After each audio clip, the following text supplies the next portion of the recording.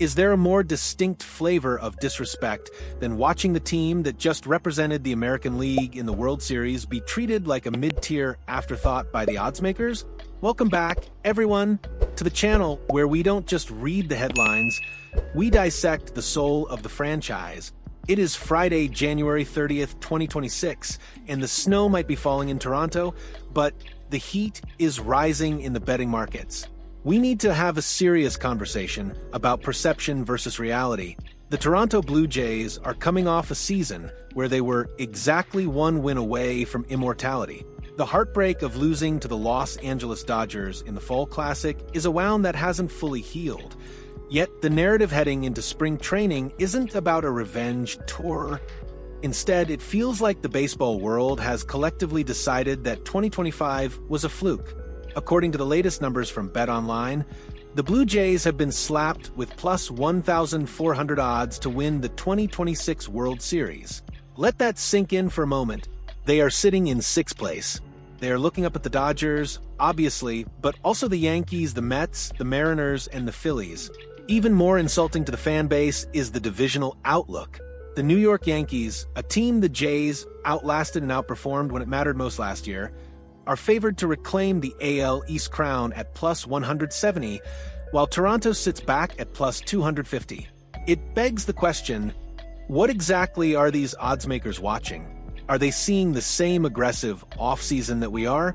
Because from where I'm sitting, this front office didn't retreat into a shell to lick their wounds.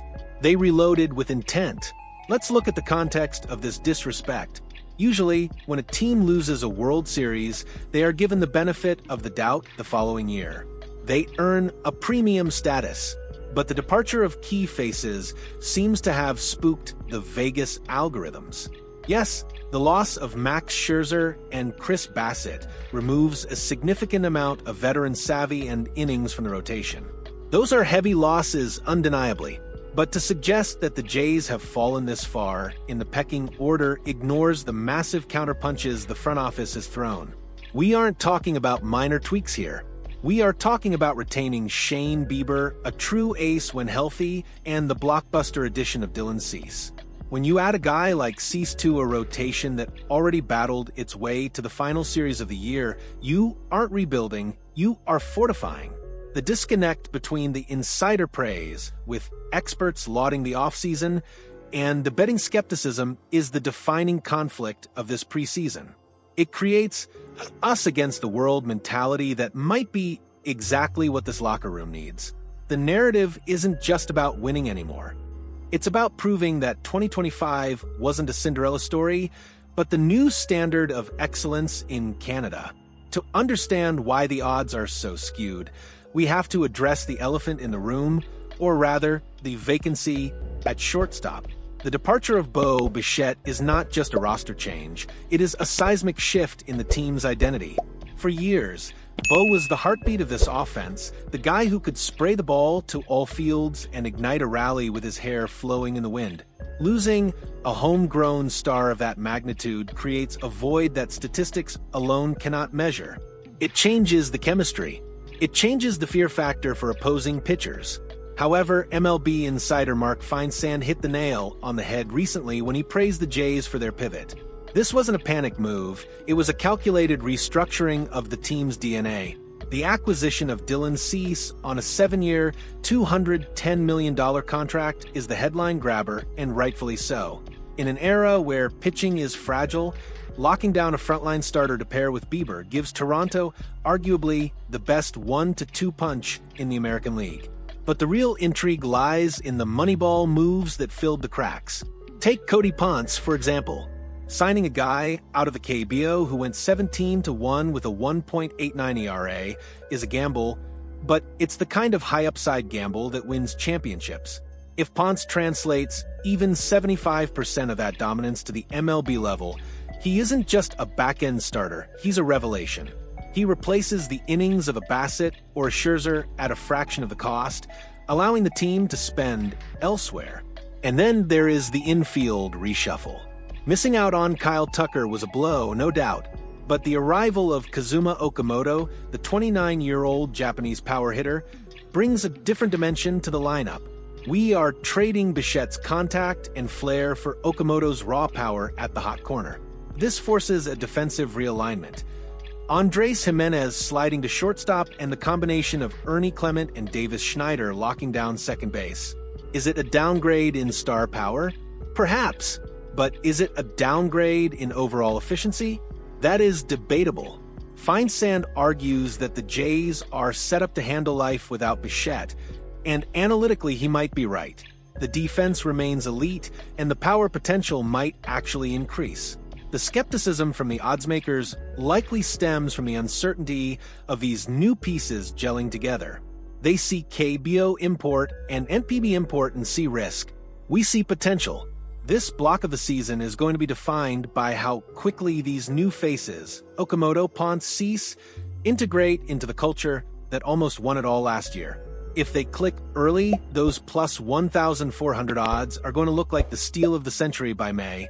As we look toward the horizon of opening day, the roster construction might not be entirely finished. The rumor mill is still churning, specifically regarding two names that could tilt the balance of power: Framber Valdez and our old friend Max Scherzer. John Heyman of the New York Post recently highlighted Valdez as the most fascinating free agent case going. The comparisons to Max Fried and Corbin Burns are valid. Valdez is a workhorse, a guy who eats innings and keeps the ball on the ground.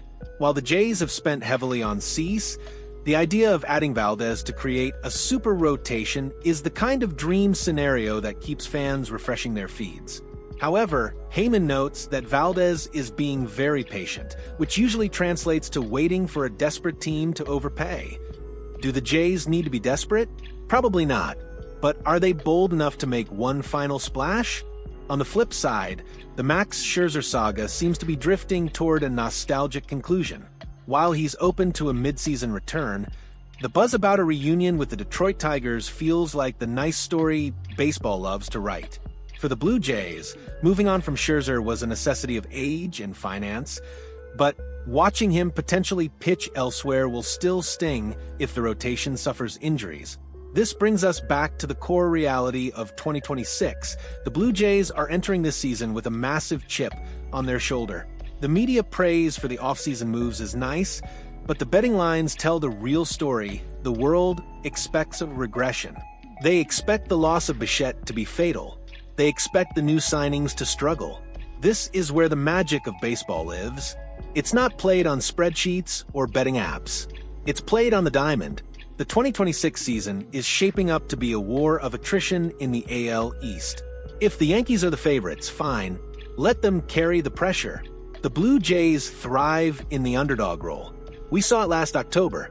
Now, with a revamped rotation led by Cease and Bieber and a new-look infield powered by Okamoto, the tools are there to not just compete, but to finish the job they started in 2025. So, I want to turn this over to you, the Blue Jays faithful. I want you to look at those odds, plus 1,400 for the World Series, plus 250 for the division. Do you feel insulted? Do you think the loss of Bo Bichette justifies dropping us to 6th place? Or is this the perfect setup for a team that loves to prove people wrong? Hit that like button if you think the oddsmakers are out of their minds, and sound off in the comments. What is your prediction for the Jays' final record in 2026? Let's get the debate started. I'll see you in the comment section. Let's play ball.